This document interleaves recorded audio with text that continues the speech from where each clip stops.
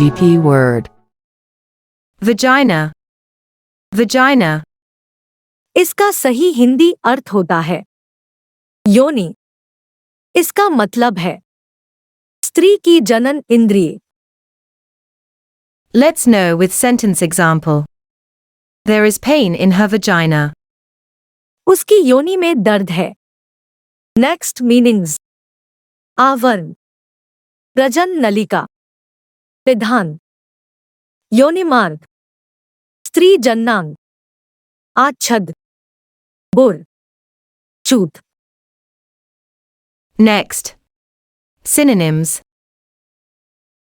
Genitalia. Hymen. Pudenda. Clitoris. Labia.